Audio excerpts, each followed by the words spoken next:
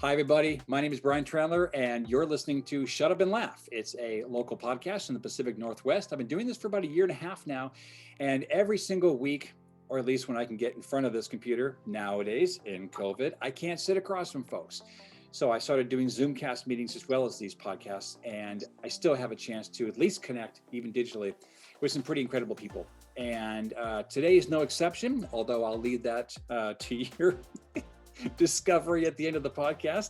I get to introduce you all to a pretty incredible guy that I've known for many, many years. But first, as always, I want to give a huge shout out to my sponsors and encourage folks to give a little of their Starbucks quota every single month and consider becoming a sponsor for this show. If you're interested, you can go to simply anchor.fm/shut up and laugh, and you can choose some options as low as $1 a month. If that's the case, I won't judge you. You can go as high as $10 a month, and there's other options as well if you want to check us out on the Facebook page, also Shut Up and Laugh Podcasting. This time around, though, I do want to give special thanks to one of our newest sponsors, Michael Piccolo. He is part of Compass, and he is an amazing real estate broker. This guy is on fire. He is selling houses out from under people. They may not even realize it's happening. He is absolutely on fire. He's taking care of people across the Pacific Northwest. And if you want your home taken care of from a selling perspective, or if you're looking for a new home, or many other options out there, please go ahead and reach out to Michael Piccolo. And also want to give a thank out to Dreamosity, to LT's Pet Sitting, and Gentle Frog Custom QuickBooks Training. Rachel is one of the busiest gals in the Pacific Northwest in regard to teaching people how to train, how to do it QuickBooks, how to do it right, and mainly how to do it better. She's got a number of courses. She's almost always available to speak to folks or communicate email. She's pulled me out of a pinch in the past, and she's phenomenal. I encourage you to reach out to Rachel Barnett, Gentle Frog Custom QuickBooks Training. All right, so without further ado, I'd like to introduce you to my guest today. He is none other than Steve DAmico. Steve, good to see you, man. Yes, sir. How are you doing, my friend? I'm doing great. It's good to see you. Indeed. Man, so Steve, as you know, because you've probably listened to one, maybe two of my podcasts, and if not, I don't want to hear about it because I'm incredibly sensitive. You know that we do a deep dive into your sordid past before we get into the questions. For anyone listening to the podcast or watching for the first time, now that we're doing the Zoom casts, Steve has no idea what I'm going to throw his way. And the cool thing about this cat is I have known you since I was roughly, basically 10 or 11 years old. No, it was actually like since you were like 6 or 7, because weren't we in like first and second grade together and stuff like that? See, this is what happens, folks, when you get two genius minds together and do math. A lot of bond resin. I met Steve in Rhode Island when my family was living there. My father was working for a college at that time, running a dean type of position. And yeah, it's completely remarkable. You were like one of my sandbox buddies, man. We had G.I. Joe and Star Wars. That was it. That was our world. We did. Yeah, we were same neighborhood. And, I think from like, only reason I remember that is I found one of those old pictures from first grade, and with the incredibly awkward looking clothing and our hairstyles back then. Mine's better now than it was then, surprisingly, but nonetheless. So I'm going to say that we've probably known each other for 43, 4 years, something like that. Absolutely so crazy. A long ass time. Absolutely long. And you know what though? I wouldn't change a thing, other than the fact that I'm glad that your hair has changed. You had a fro, dude.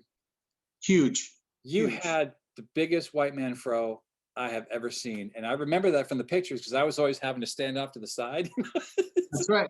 I was like, it was crazy. Like my parents didn't understand like that, having a fro. I mean, granted, it was 1979, 80, put that aside. Yeah. It wasn't that cool to have a fro. So that's probably the reason why I joined the military, so I could cut my hair super short and get away with it and be like, now no fro.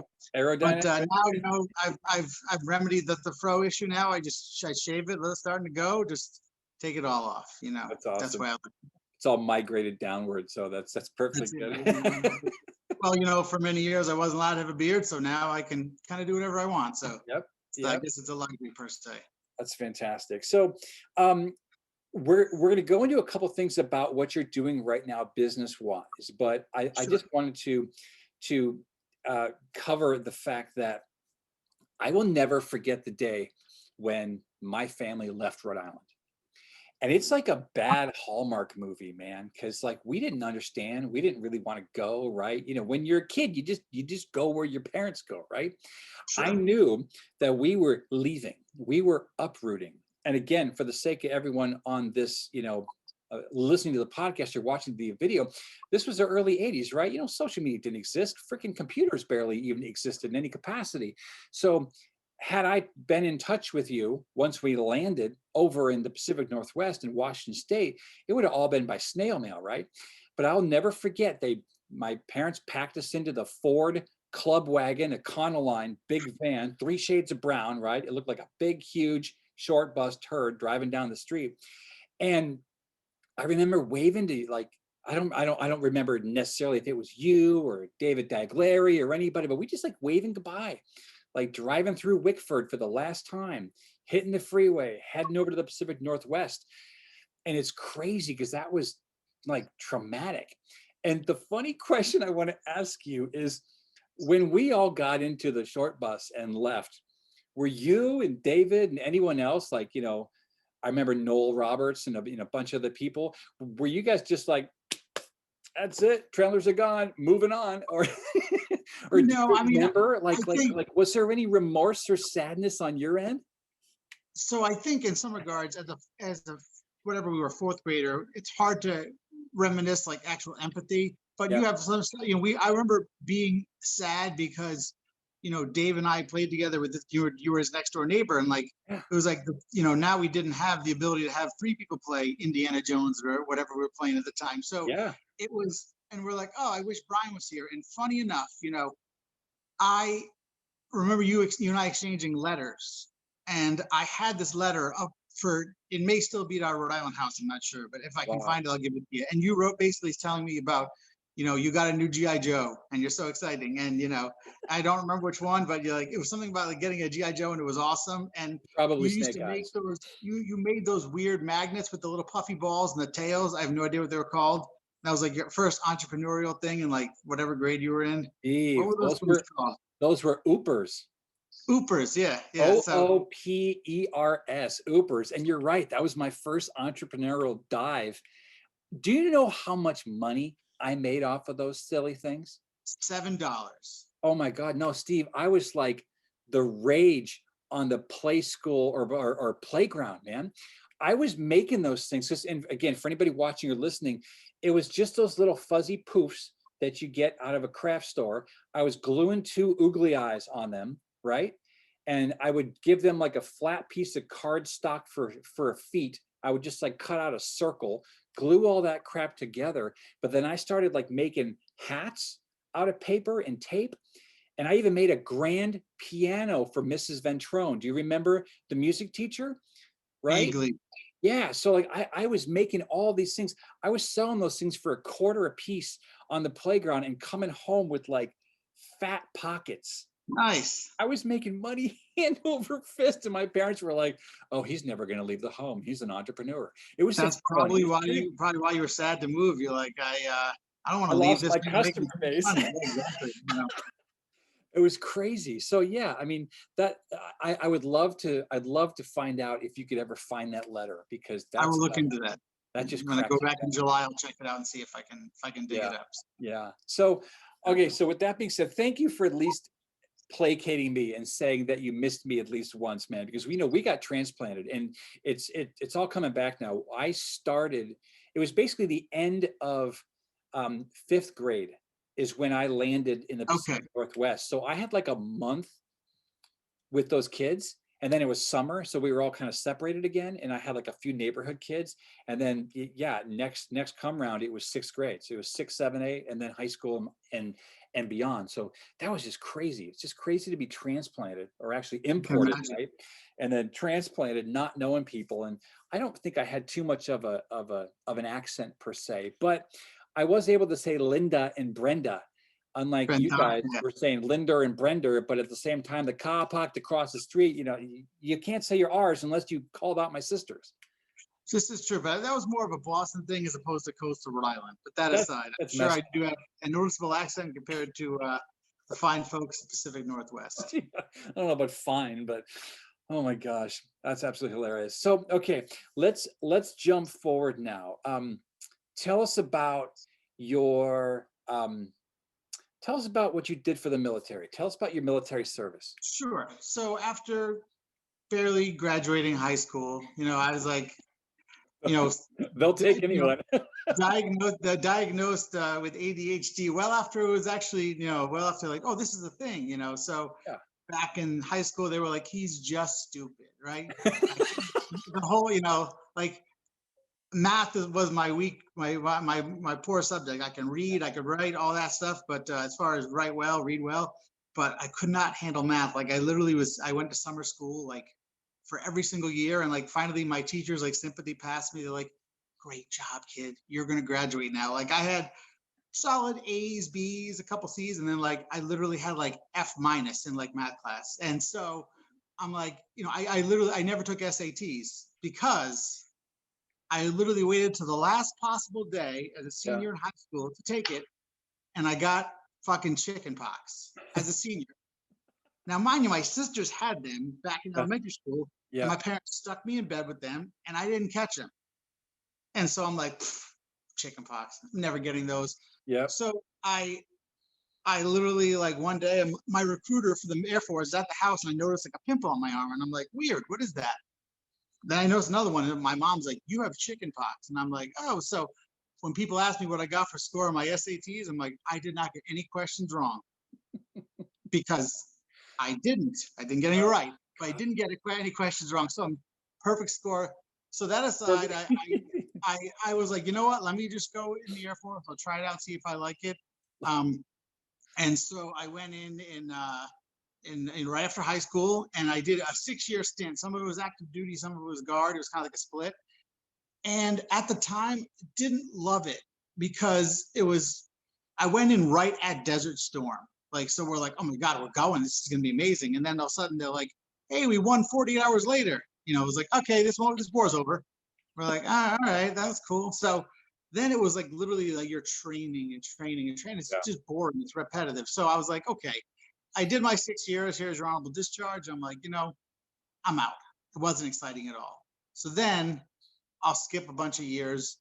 9/11 happened. And at that time, I was literally working as a stockbroker for Fidelity Investments, which is another interesting story. But I'm in training. Wait. So the man who got 200 on his SATs for just signing his name. I didn't even sign my name. I didn't get any wrong. I didn't ever sign my name. So they figured, let's put him in control of people's finances. Huge mistake. And again, another interesting story. So how did I end up as a stockbroker, you ask? Well, let me tell you. I was at a party at my friend's house, my friend and his wife worked for Fidelity Investments. Yeah. And there were like this is probably late 2000, early 2000, 2001, I guess. And I'm like, oh my God, these are some of the hottest girls I've ever seen. I'm like, Jenna, your friends strippers? She was like, they look like strippers. She's like, no, they work at Fidelity Investments with me. I'm like, I'm joking. I'm like, I want a job there. So she's like, oh, this is so-and-so. He's the director of hiring. He's like, yeah, here's my card. Call me. So I'm like, all right, I got to give him a call. So I'm like, hold my beer. I literally, but for hold my beer invented back then, I would have said it. But so I'm like, you know what? I'm going to roll the dice because there's some pretty hot chicks at this place, right? So I go to this interview. I'm like, I have no business. I don't even know anything about the stock market this time. I'm like, people make money. It's cool, right? So I interview, and the guy starts asking me about questions. I tell him about skydiving, jumping out of planes. He's like, I want to do this. I'm like, I'll take you with me. I'm like, that was the worst interview of all time. And I come home, there's a phone call, answering machine, pre-cell phone, answering machine is like, hey, we want to offer you a job. I'm like, holy shit. So I ended up getting a job there, and it was, I'll go get that in a bit, but it was literally like a way more sordid version of Melrose Place. It was crazy. It was crazy. Now, mind you, I worked at Hooters in college. I went to college too. I worked at Hooters. This was way crazier than that. We'll get to that. So you set the bar. So 9/11 happens, and I'm like, I need to go back in, So I'm like, I got to go do something, because I kind of felt my first time around, I was like, I didn't do anything. Like, but I went, to Rhode Island Air National Guard. I'm like, hey, let me sign back up. So I got involved in air transportation, which was actually moving aircraft, with aircraft, moving vehicles, people, personnel, equipment, anything. We say we're moving beans, bullets, and bodies. Not bodies. Well, sometimes bodies in a more morbid sense, but normally troops, supplies, and ammunition. So it was cool because we got to fly everywhere. Like, hey, this plane is going to this location. Like, I'll go. So as I started getting involved in it more and more, I got opportunities to get on active duty, so on and so forth. And it was an amazing, amazing experience. And I served overseas in support of Operation Iraqi Freedom, Enduring Freedom. And it was, I'm glad I did it, let's say that. And then I came back, and I got injured in a random accident. It's kind of like a line of duty accident. I was walking up like an incline, carrying a whole bunch of gear. I slipped and fell, and I broke my left ankle, and the fracture spun down the bone like a corkscrew. So when I went to the doctors at the Naval Hospital, they were like, this is a 1 in a million break. Yeah. 1 in a million good. They were like, no, 1 in a million bad.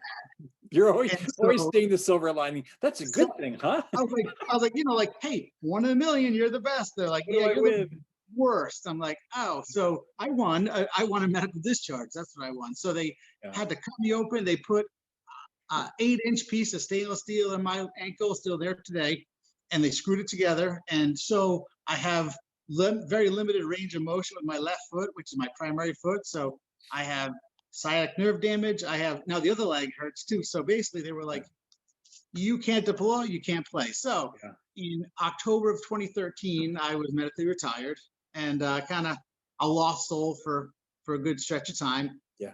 And so then I kind of started thinking about things I could do. And, long story short, had a bunch of old military uniforms. Yep. And I'm like, hey, we could do something with this. We can actually reform this into new products. So we started making bags. And there's the segue. Yep. Yeah, kind of accessories out of these old uniforms, just kind of farting around with a buddy of mine. And we didn't know how to sew. And it's kind of like we just learned through a lot of failure. But so then it kind of became like a cool, unique thing that I never thought anything would come of it.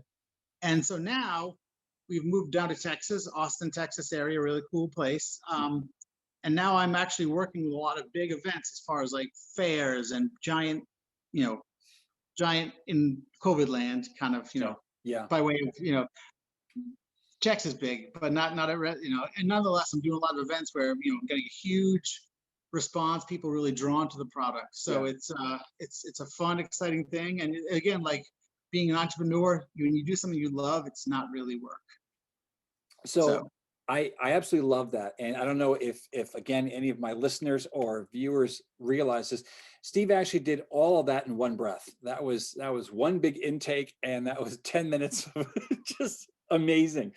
You've done so much, and it's remarkable how you treated a financial institution like a dating pool, and I'm more curious if you were more of a Bobby or a Grant, as far as your character in that role.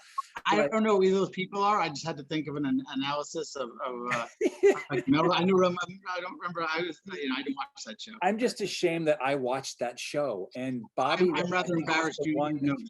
Yeah, he was the soccer player that wanted to get with Allison. And that finally happened at some point. So it's a sad moment in my life that I remember a couple of names of those characters. But I know Heather Locklear. That's my Melrose Place. Heather Locklear, yeah. That's the only one I know. And she was always hooking up with the Grant guy. Okay, thank you. Now I know. Dude, whatever. Oh my gosh. So Steve, I know this isn't really a mystery already to people who are again listening or watching, but give me an idea of where you pull your humor from, because again, you've seen I don't know what the word is going to be here. You've experienced military, which either has a lot of humor in it or a lot of pain and frustration and structure and everything else. You've probably been part of all of that in some capacity, right? And then you went back, 9/11, all of that craziness. Where do you pull your humor from, man? How do you keep that facade or personality going when you're faced with all of this? Sure. So I think my humor goes back to, like, your childhood per se. Again, not knowing that I had a learning disability, whatever. I found that, hey, if I'm funny, I can get away with shit, right? And I Yeah, figured that out. And the yeah, lesson I've learned in life: if you're funny and relatively intelligent, you can get a lot of stuff done. So yeah, even back more so in middle school and high school, I became, surprisingly, the class clown. yeah, And I was like, this is great. If I make jokes, people don't get so mad at you, or they don't want to punch you in the face unless you make jokes about them. So then I actually, I started doing stand-up comedy for the very first time at age 18. And I went to this comedy show with a friend of mine. I worked at a supermarket, and he was like, I'm doing comedy. And I'm like, but you're not funny. And I went to watch him, and it was like watching paint dry. And I was like, oh my God. It was like watching paint dry, but someone being sucked into the wall is painful. I'm like, oh, this is painful. So I did promise him if he did it, I'd try it. So I went back 2 weeks later. And again, at age 18, what do you talk about? Like, hey, I got a boner. There was I didn't know where to go with this. yeah, And I did my first set, and I had all my friends there. So, got a round of applause. I'm like, this yeah, is great. And they yeah. invite me back the next week.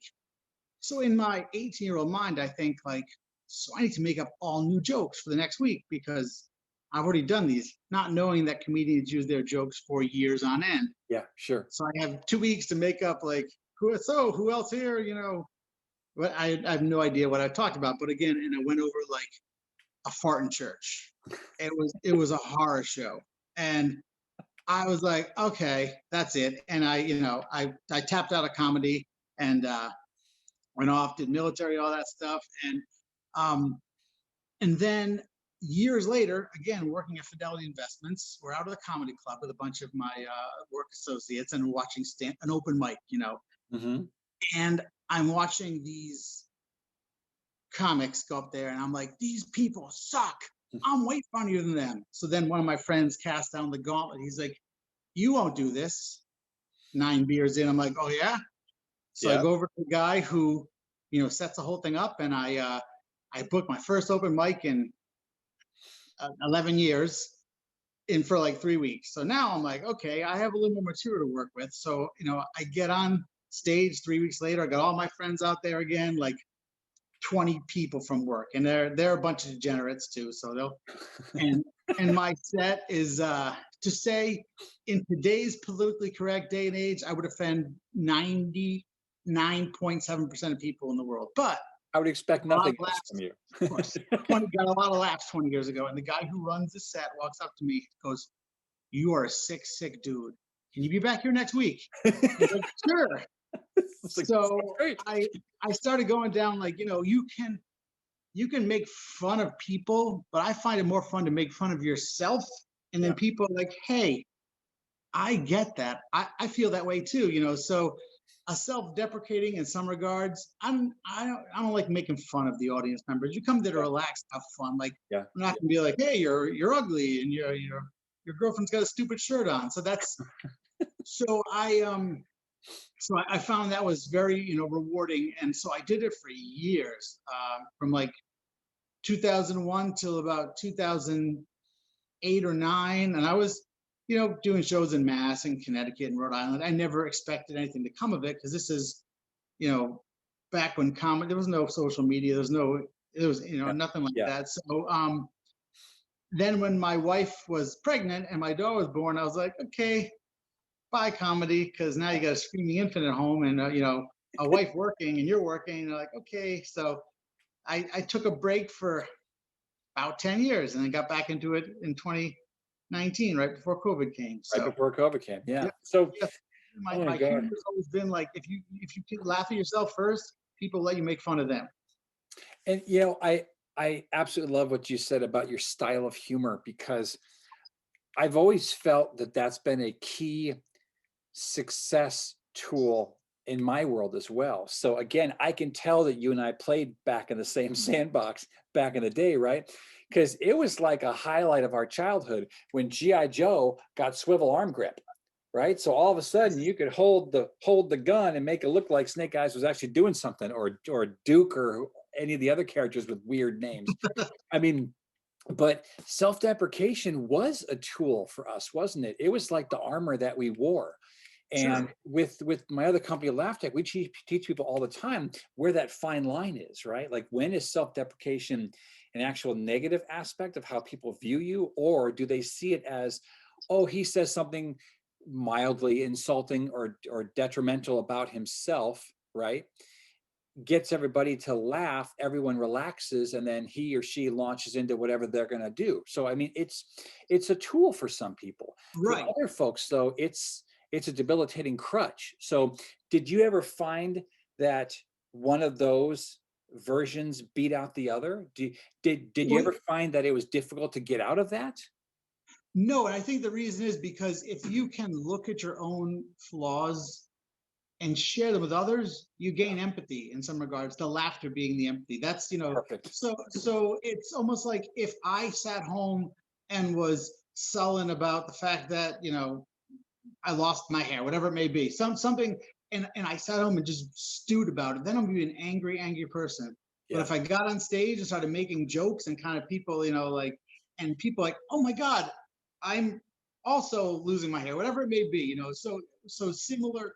And then you'll find that people who have a similar kind of, I guess, flaw, you'd say, they'll come up to you after your set and be like, hey man, great set. I like that joke about blank. I'm like, oh, okay. Yep. So you share that same burden I do. And it kind of, and I think that way, that's a positive way to turn your pain into other people's pleasure, and then becomes your pleasure when you see they're Yep. happy from watching you. So It's cathartic, isn't it? When you very much make that connection with people, when all you're doing is going up and sort of mildly insulting yourself. I also love the fact that you pointed out that you didn't like insulting the audience. I think no. too many people, whether they're on stage as a comedian, or they're a public speaker, or they're a business owner, if they're a manager, right? If they're being deprecating toward the people around them, it's so very seldom ever succeeds, right? And it actually ends up becoming something that they're known for, which is Yes. in my world called a business killer. You know what I mean? So I love the fact that being on stage and now being an entrepreneur yourself, you've experienced that, and you've kind of roped that in to being a tool to aid in your success. So It is. And I think with that, like, I don't like when people from the audience start heckling the comedians per se. So I have some really incredibly offensive, but definitely effective comebacks for people who start opening their mouth up in the yeah, audience. So got it's got quite. got some silencers in your I got I got your I got one bandolier. that's just a killer. It shuts everybody down. So Would you know. would you care to share what that is? I certainly will. So if someone is talking quite a bit and being just kind of obnoxious, I'll just stop and be like, hey, you, I'm working up here. I don't bother you at work. I don't walk to the parking lot slapping cocks out of your mouth. Right? So that now, especially it works well if they're a guy and they're like, oh my God. Or, so they're talking, a girl's talking in particular, some obnoxious girl just yapping, and she's being rude. I'll be like, hey, the only time you should open your mouth is to switch cocks. That So will probably silence both genders. it does. It works There we well. And then go. people laugh. And then I'm like, and now let's continue on with the show. Thank you very Yeah. much. So, Everybody you know, recoils. but There you go. they're like, oh, he's got a few zingers, but it's not nice to make fun of people that are coming there for a good time. So Yeah. that's kind of Yeah. why it's not my style. But I will use my zingers when need be. So There you go. There you go. Okay, so let's tangent back to your entrepreneurial side. Give us a broader idea of what you're doing with Reform. And sure. I saw you have one of your bracelets on, so you can show that to the listeners, to the viewer side of the audience. Tell us a little bit more about what you're doing with that now. Sure. So with Reform, we take, the military phases in and out of uniforms every 7 to 10 years or so, and a lot of veterans find themselves with a closet full of old uniforms. Yeah. And so, pardon me, and then each of the uniforms have their own pockets, wherever that may be. So we take the actual pockets off the uniform, we attach another piece of the back, whatever it may be, and create these things, these bags that either attach to your belt, they go over your shoulder with a satchel, water bottle holders. And the thought being that, like, hey, there's a lot of uniforms out there not in use. So what we do, it's really kind of cool, is we'll make custom work. So for example, let's say Bob is a veteran. Bob served for 15 years. He's got a closet full of old uniforms that are literally never going to do anything. So Bob gives us his uniforms, and we take his stuff and we make satchels, water bottle holders, bags for your belt, all kinds of cool stuff from his own uniform with his name, his branch of service attached. Now, he gave us 10 uniforms to give him back, bags and this and that, all with Bob's last name, U.S. Navy, wherever he may have served. And now he has this personal thing like, hey, man, this is cool. Like, and usually the wives are like, thank God, more room in the closet. I can fill with crap. And, someone's like, hey, we save marriages one closet at a time. But so I think, the cool thing behind it is, we do this with stuff that people are not going to use anymore. And then we take the remnants, we use, the buttons, we use everything. And we try and we're repurposing, recycling. So, and we're actually providing a service to some folks, and then benefiting the company as a whole. I do have the bullet bracelets on. These are not an original design. You can see them on YouTube. People do them there, but they have 9mm shell casings and grounding wire, and they're kind of one size fits all, go right around your wrist. So kind of a cool thing I saw out there, but I'm like, you know what? I like it. I'm going to do it, but I will not take credit for that because I did not invent that. I'm just, so. That's outstanding. So a question for you. Do you work with any widows? Do you work with that side of the reality of war and of the military branches? Can you repurpose, for lack of better words, those memory keepsakes from the standpoint of the apparel? I have done, I've not done a widow yet with the uniform, but I had a woman who lost her brother, and she had his patrol cap, and the dog chewed the top of it, and she was like completely like, oh my God, this is awful. Yeah. And I said, bring in his uniform, bring in one of his uniform tops.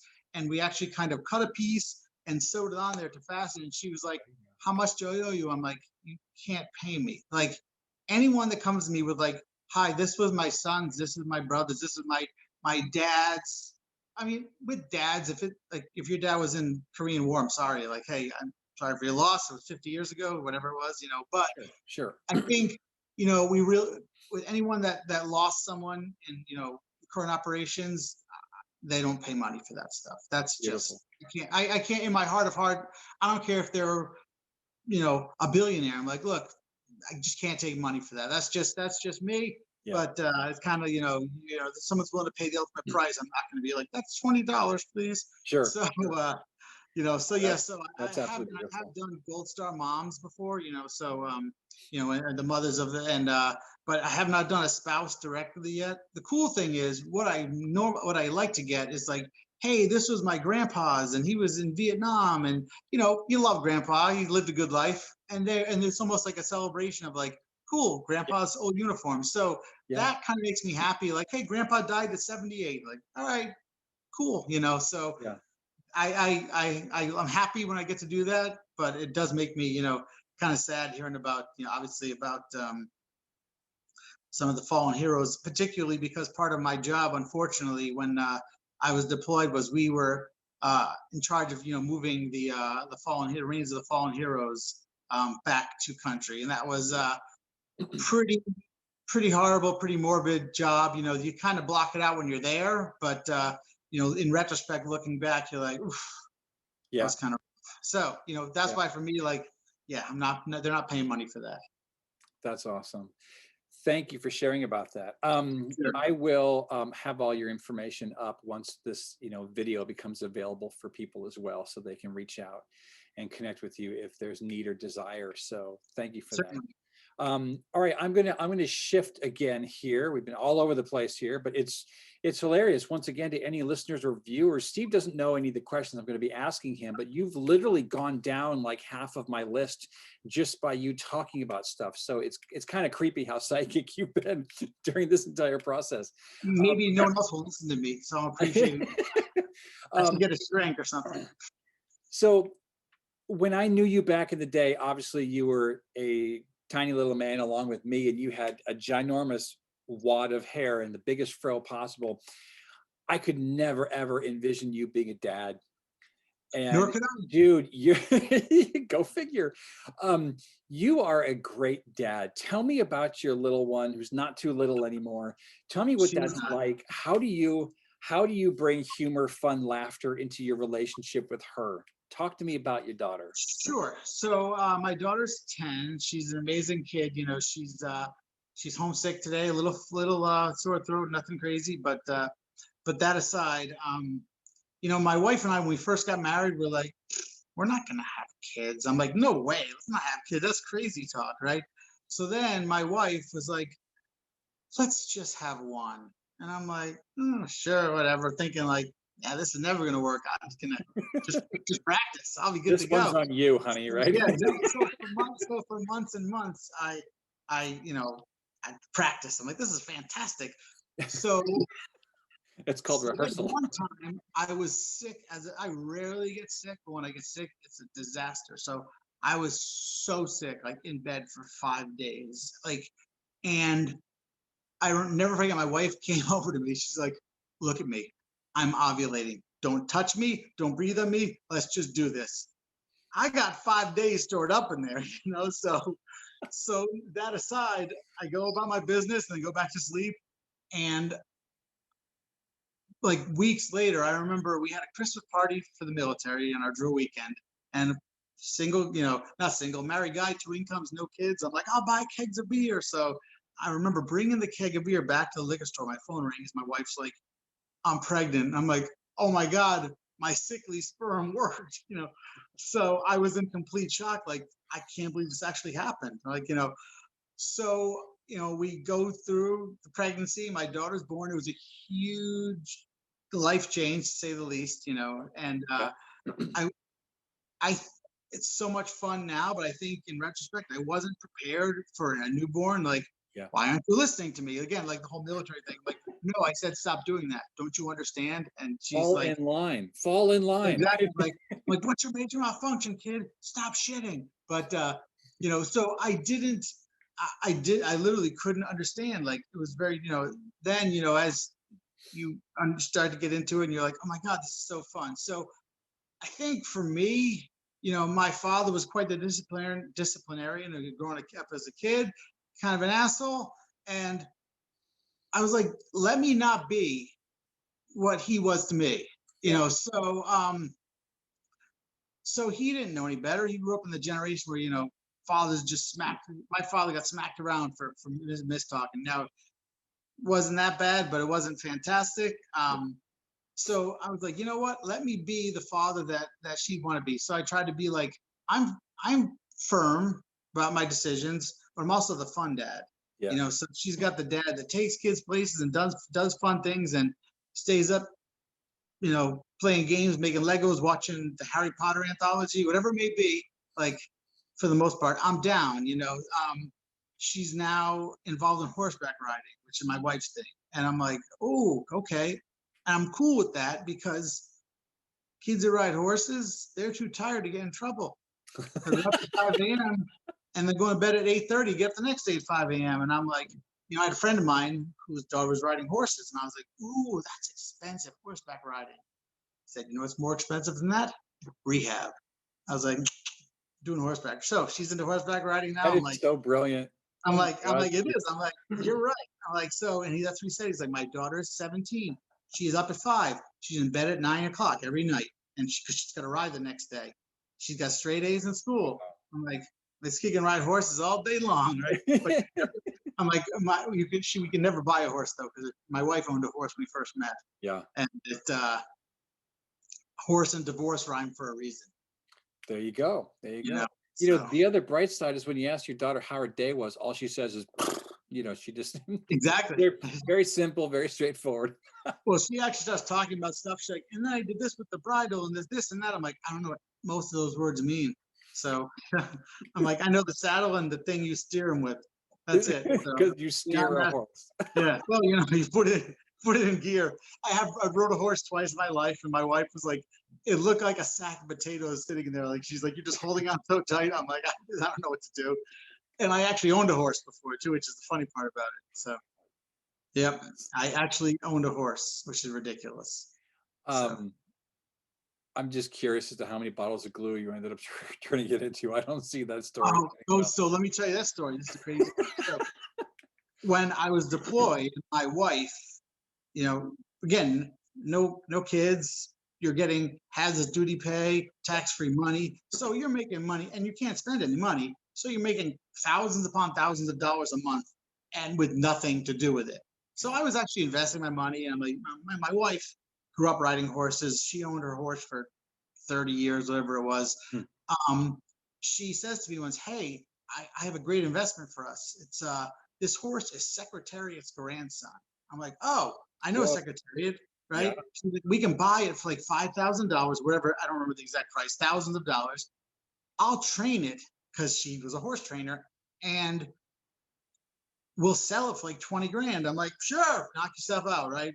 So the horse, I come home from a deployment a couple weeks later, the horse gets delivered, and her horse was used at the barn as an instructor horse. So we never paid board, we never paid any fees. I had no idea how much horses actually cost. So the horse gets off. I'm like, all right, go train this thing, right? This horse was kind of an asshole. Secretariat's grandson was a real dick. And so, he gets off there, little kid, he's just sitting there taking the lead. Little girl's like, what's his name? I'm like, I don't know, SpongeBob. Kid had a SpongeBob shirt on. So we named the horse SpongeBob. My wife tried to train him for weeks, months. Meanwhile, I'm paying $500 a month to board it, plus horseshoes, which are $120 every 6 weeks, plus supplements. It's costing me a month. And I'm like, the fucking thing. I'm like, can we sell this thing to the Chinese joint down the road? But so my wife's like, this horse is a dick. I'm like, all right, we're done. I don't care what you get for it. Just get rid of it. So this woman comes with a daughter, and she's like, oh, they're going to make an offer. I'm like, look, I'll take a ham sandwich and a high five right now. I don't care. Just get rid of it. So we lost like thousands of dollars, but we got rid of the horse. And I was like, no more. Her own horse, when it actually died. Hold on one sec. My phone is slipping. When her horse actually died, which was very tough for her because she had it since she was 7 years old. Sure. It was. We actually donated his remains to a veterinary hospital. Sure.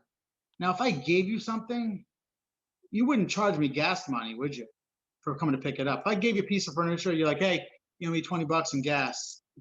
I got a bill from this veterinary hospital for $600 for shipping a horse from Rhode Island to Massachusetts. I'm like, whoa, that's messed up. So, yeah, kind of crazy. Just one more reason to get a hamster and leave it at that.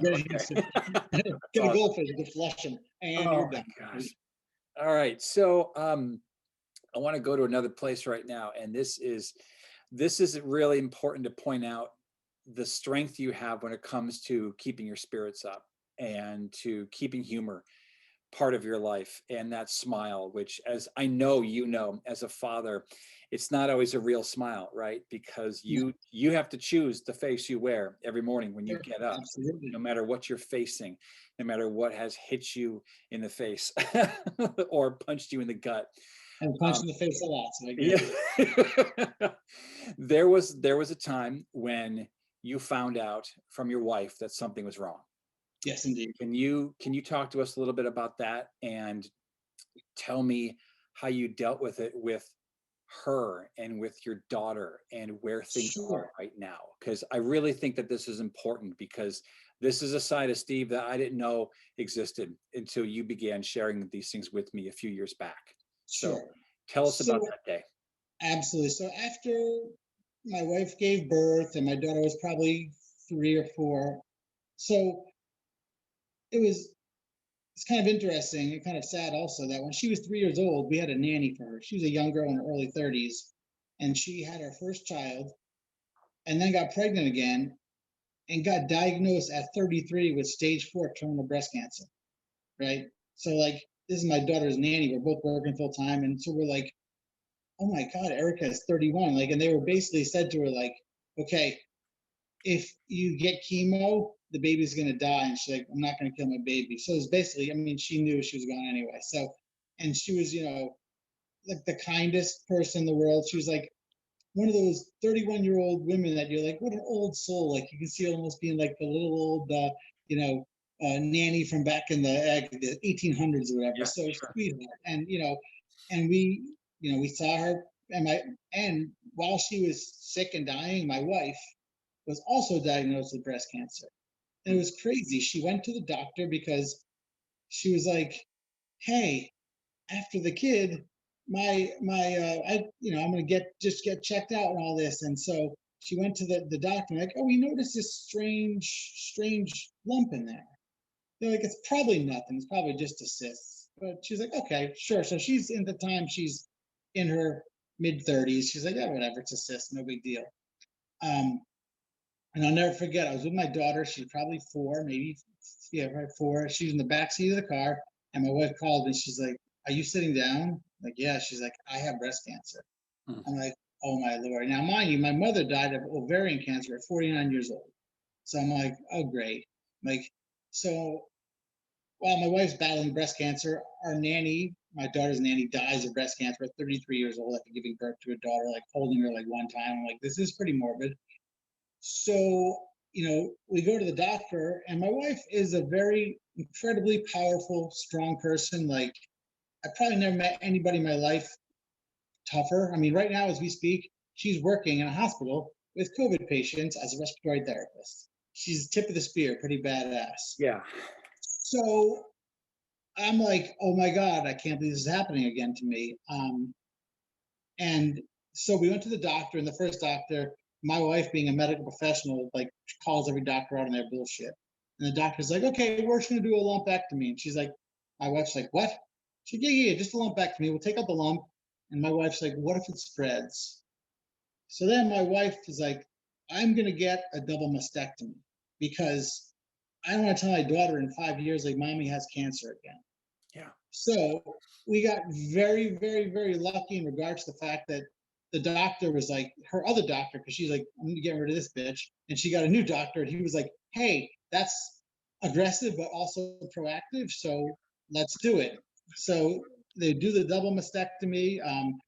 The great thing is she did not need chemo or radiation. They're like, we're just gonna do this, and you're gonna, heal. It was super traumatic, obviously, for many reasons for her in particular. And it led to a lot of other side effects. But, after she had her double mastectomy, she had to have the drains put in. They drain all the fluid. Yep. And then they start, and of course, they start rebuilding them. They actually start putting in these silicone cells to make them bigger. And eventually they put implants in there. And of course, me being me and my trying to make funny of everything, we go to look, at the doctors, the plastic surgeon, to get the implants put in. I'm like, we're the Sofia Vergara edition. I want that one. And so, my wife, of course, knowing me, just like punches me in the face and we move on. But, so she had that done. And then, then she had her ovaries and all this stuff taken out because, to prevent, the cancer. So yep. Poor thing's gone through so much. It's just been like, incredibly hard. It was hard for me. Of course, my father at the time, lost my mother, and now he's just devastated that his daughter-in-law is going through the same thing, and I'm going through the same thing he went through. Her family's a mess, and it's funny because her family, like her father, lived into his 80s.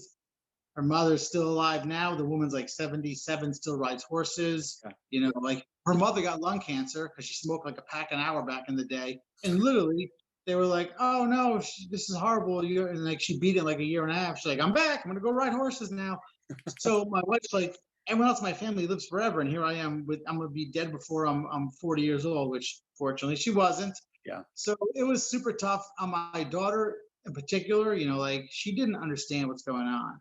and so many years of recovery, and it was rough for all of us, for me, for her, my daughter, and we went through our lumps, literally and figuratively speaking, of course, and but we managed to pull through, Yeah. so she's doing well. I mean, she last year in Christmas Day, she had an infection from one of the other surgeries she had, and literally spent Christmas in the hospital last year. Like, she spent 7 days in the hospital at Christmas time, and I'm like, this is tough, so I but remember that you actually called yeah, me.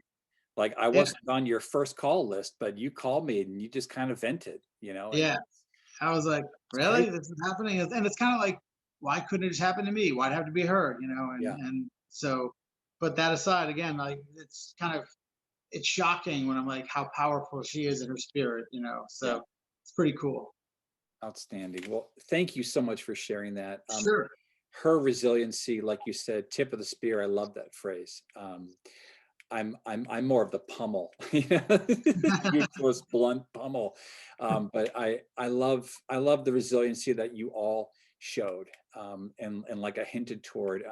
We talked a number of times during those years, and I was always blown away because I lost my mother to cancer as well, and that was a fight, and she never complained a day in her life during Right. the battles up until the very end. And if I was wearing a hat, I'd take it off to you and your bride and give her my best. And I know everyone listening or watching thinks the same way. If not, they're dead inside, and I don't want them listening to my show anymore. But no, it's really powerful. And I know you kept smiles.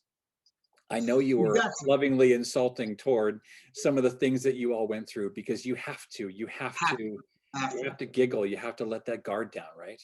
Right, and I think that's the secret to success in life. I mean, look, you know, life's gonna suck a lot of the time, Yep. but if you can get up and make a joke about it, it's gonna make things a lot easier to get through. It's kind of the yeah, I can't see life without laughter. It really isn't life. Yeah, that's perfect. Steve, we're almost at the end. It Wonderful. goes quick, an hour goes Sure does. fast. I want to give you one last opportunity before we do the James Lipton tribute, the 3 questions that everyone gets at the end, and you can try to answer them with one word, but most often everyone fails miserably. But what's one thing that you want to leave here for the listenership and viewership about Steve DAmico? Not just because you're now living in Texas and everything is larger, apparently. That just means he's wearing a larger shirt. Yes, indeed. What's the one thing you want to leave with us about you today, Steve Well, DAmico? I just want to say that I want to thank you, of course, Brian, for this opportunity to come on and I guess reconnect per se. But I just want to kind of emphasize the power of humor and the power of comedy, not so much as a performer, but for appreciating the funny things out of things that may look less than humorous. There may be tragedies in your life, but in some way, there's something kind of funny about it. You may Yeah. not think so at the time, but if you have a sullen, dour mood, it's going to be sullen, dour. If you make a few dick and fart jokes, it makes everything better. There you go. The most creative answer we've ever logged on with. Thank you for that. Are you ready for the James Lipton tribute? I suppose I am. All right, here we go. First question, name your biggest pet peeve.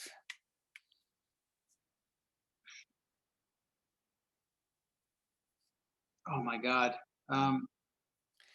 This is great. Dead air sells. Thank you. Assholes. Okay, there you go. Like, yeah, people are assholes. There you go. What is your favorite place you've traveled to or want to go to?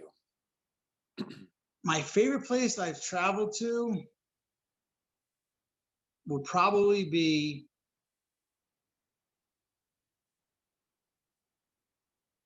San Diego. Okay. I like San Diego, not military, civilian wise. And the place I want to go to really badly is New Zealand. Outstanding. All right. Crawl back into the Shire. Good. And Steve, if you could be known for one thing and one thing only, what would that be? I make people smile. Awesome. Awesome. All right, brother, thank you so much for taking the time to be part of the show. Very much appreciate you, and the fact that you came back into my life via the joys of social media. And the coolest thing about this guy, everybody, is it's like we never left. I was still Exactly. I was literally playing in the sandbox with you the first time we reconnected via the phone, and That's awesome. that's just amazing. So I'm going to do my little end cap here. This is for you, Steve. This is for everyone else who's listening and now watching. When you're out there in between these podcasts with everyone around you that you know and love, and even that one person that you absolutely hate, be a witness, be real. Be present to those that you care and love. And why do I ask this of you, Stephen? Anyone else here that's either listening or watching? It's because sometimes you just have to take a moment, step back, and shut up and laugh. Yes, indeed. Thanks again, brother. Thank you so much. Have a great rest of your day, my friend. You too. All right, bye now.